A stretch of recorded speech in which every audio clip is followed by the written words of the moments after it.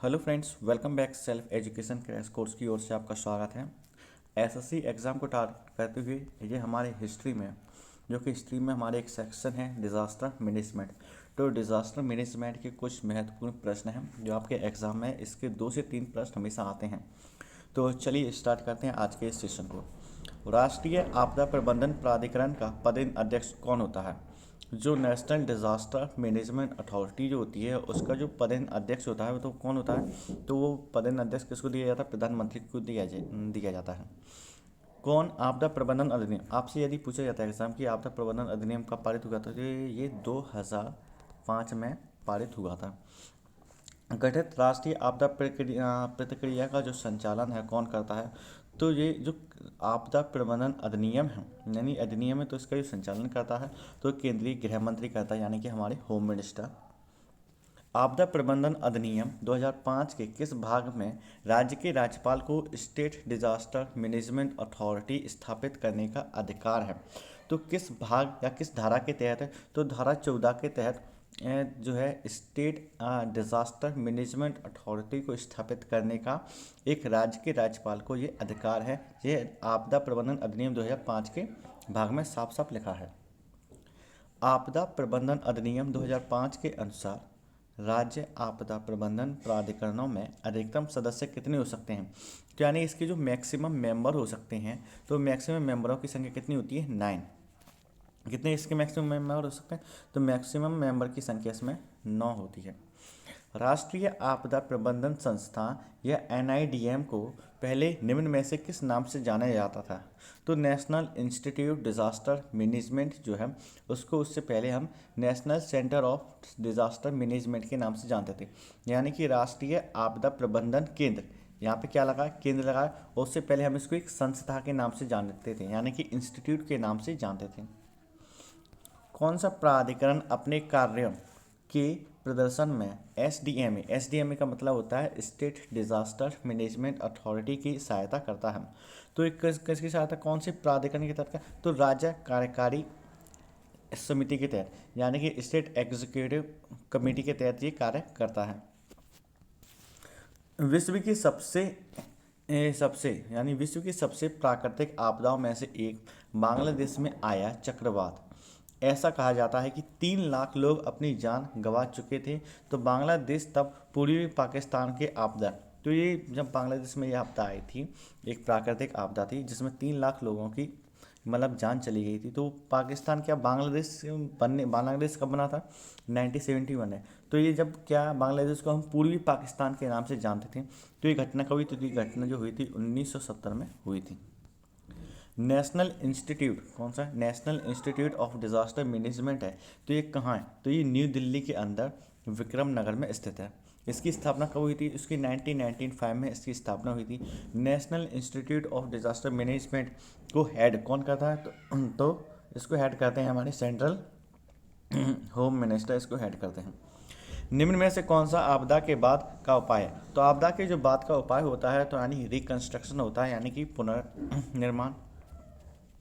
जो वार्निंग या चेतावनी देने का काम होता है वो तो आपदा से पहले का होता है, जिससे हम उसके लिए प्रिपेयर हो सकें। लेकिन यदि कोई आपदा आ जाती है उसके बाद जो काम होता है उसका रिकंस्ट्रक्शन, यानी कि हमारा जो भी नुकसान हुए हैं उसको उसको सुधारने का। नेशनल डिजास्टर मैनेजमेंट अथॉरिटी का जो नेतृत्व करते हैं कौन करता है? तो इसका जो नेशनल डिजास्टर मैनेजमेंट अथॉरिटी का नेतृत्व करते हैं प्रधानमंत्री जी करते हैं। जैसे कि फ्लड आना, बाढ़ वगैरह, या फिर चक्रवात आना, तो उसके लिए जो नेशनल डिजास्टर मैनेजमेंट होती है तो हमारी पीएम के आदेश अनुसार कार्य करती है। भोपाल आपदा जो हुई थी, यानी भोपाल में जो कांड हुआ था जिसमें हजारों लोगों की मृत्यु हुई थी, और वो भी 1984 में। तो किस कारण थी? तो एक गैस का रसा हुआ था। गैस का जो नाम था मिथाइल आइसोसाइनेट था, जो कीटनाशक यानी कि पेस्टिसाइड बनाने में इस्तेमाल की जाती है। और ये कौन सी फैक्ट्री में? तो भोपाल की यूनियन कार्बाइड फैक्ट्री में ये गैस रसा हुई थी। आपदा प्रबंधन योजना क्यों आवश्यक है? जो आपदा प्रबंधन योजना होती है क्यों आवश्यक होती है? तो आपके पहले तो ऑप्शन ये है, खतरे और जोखिम के लिए होती है, और क्षमता निर्माण के लिए, बचाव और राहत के लिए। तो आपदा प्रबंधन योजना जो होती है उनमें ये तीनों ही चीज़ें आवश्यक होती है, तो तीनों ही इसके ऑप्शन सही हैं। अब बात करते हैं स्टेट को लेके। अब स्टेट के अंदर एक छोटा फॉर्म होता है, उसको कहते हैं district. District disaster management authority का जो नेतृत्व है कौन करता है? तो इसकी जो नेतृत्व करते हैं वो डिस्ट्रिक्ट मजिस्ट्रेट या फिर डिस्ट्रिक्ट कलेक्टर, यानी ये एक जो जो हमारी सिटी का जो डिस्ट्रिक्ट का सबसे उच्च अधिकारी, जिसको हम डीएम या डीसीपी कह सकते हैं, कोई इसका वो नेतृत्व करते हैं। चेरनोबिल जो परमाणु आपदा है निम्नलिखित में से किस देश में हुई थी? तो ये हुई थी यूक्रेन में। जब ये हुई थी उस समय यूएसएसआर के नाम से जाना जाता था, यानी कि यूक्रेन जो था भी रशिया का ही एक भाग था। और जैसे कि अभी आप हाल ही में देख रहे हैं रशिया वर्सेस अभी यूक्रेन का जो वॉर चल रहा है, तो उन्होंने क्या यूक्रेन रशिया की जो आर्मी ने तो उसने चेरनोबिल प्लांट पर उन्होंने अपनी अभी कब्जा कर लिया है। International ticket for natural disaster reduction is, तो जो IDNDR है तो ये कब आया था? जो एक 10 वर्ष तक मतलब एक नेचुरल डिजास्टर के रूप में जाना जाता है। तो 1991 से 2000 के बीच में काफ़ी एक बुरा दशक रहा था। देश के पहले आपदा प्रबंधन प्रशिक्षण संस्थान की स्थापना कहाँ की गई है?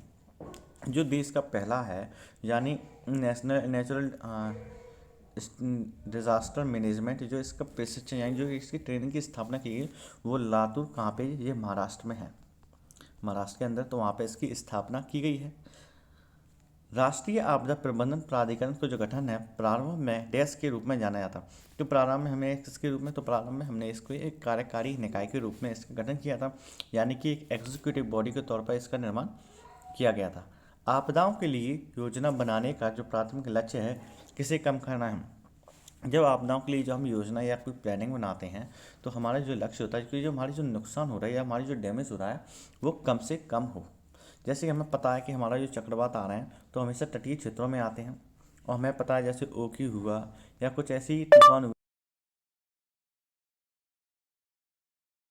नुकसान होते हैं उनको कम करने के लिए हम उसको प्रिपेयर हो सकें इन आपदाओं से, उसके लिए हमें डैमेज यानी इसका जो प्राथमिक लक्ष्य होता है हमारी जो डैमेज होता है नुकसान होता है उसको कम से कम करना है। हिमस्खलन जो निम्नलिखित में से किस आपदा का एक प्रकार है? किसका है?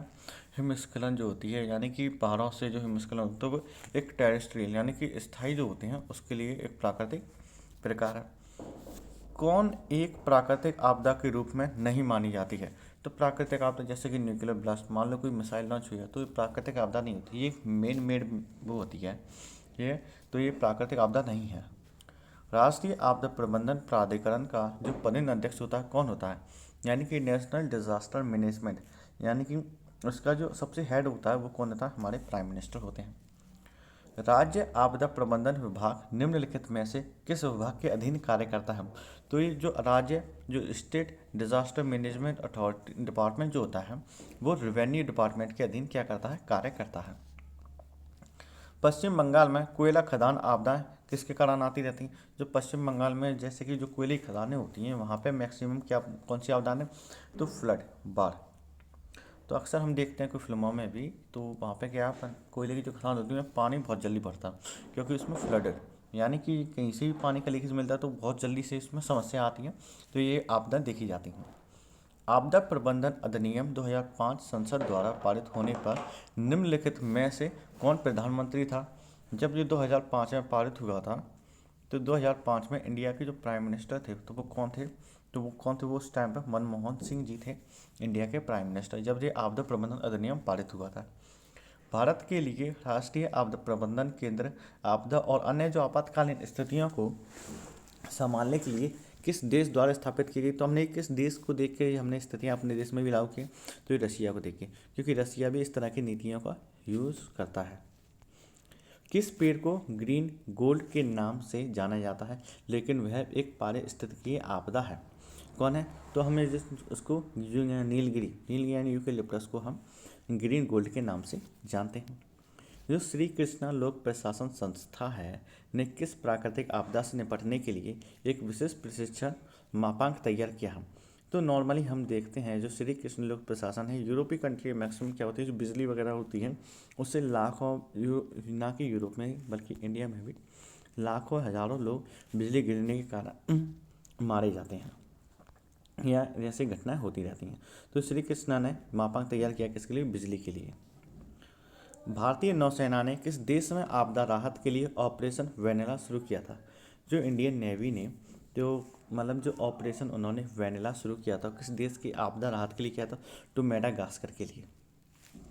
हैदराबाद में रिमोट सेंसिंग उपग्रह डेटा अधिग्रहण और प्रसंस्करण जो डेटा प्रसार या हवाई रिमोट सेंसिंग और आपदा प्रबंधन के लिए निर्णय समर्थन के लिए उत्तरदायी है। कौन होता है, तो राष्ट्रीय रिमोट सेंसिंग केंद्र है। यूनियन कार्बाइड फैक्ट्री में किसके उत्पादन के लिए प्रयुक्त होती है, तो ये कीटनाशक, जो एक यूनियन कार्बाइड फैक्ट्री कहाँ है, ये भोपाल में है। और जो 1984 में जो गैस त्रासदी हुई थी वो भी यहीं पे हुई थी, भोपाल के अंदर।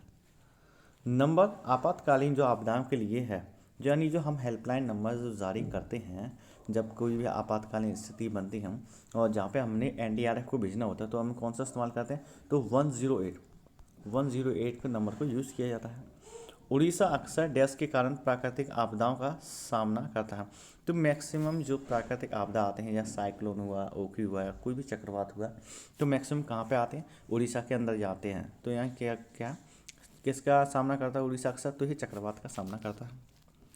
बर्फानी तूफान किस तरफ की प्राकृतिक आपदाएं हैं, जो मान लो कोई बर्फानी हिमस्खलन हो गया, तो किस प्रकार की आपदाएं, तो ये प्राकृतिक आपदाएं वायुमंडलीय आपदाएं होती हैं। संविधान के किस अनुच्छेद के तहत पेरेंट्स पैट्रिए सिद्धांत, डॉक्ट्रिन्स ऑफ पेरेंट्स पैट्रिए को ध्यान में रखते हुए भारत सरकार आपदा प्रबंधन व राहत का कार्य करती है, किसके तहत करती है, ये अनुच्छेद 21 के तहत करती है। तो फ्रेंड्स, आपको ये वीडियो कैसा लगा अपनी राय कमेंट बॉक्स में ज़रूर दें। वीडियो को लाइक और चैनल को सब्सक्राइब अवश्य करें। एंड फ्रेंड्स, जय हिंद।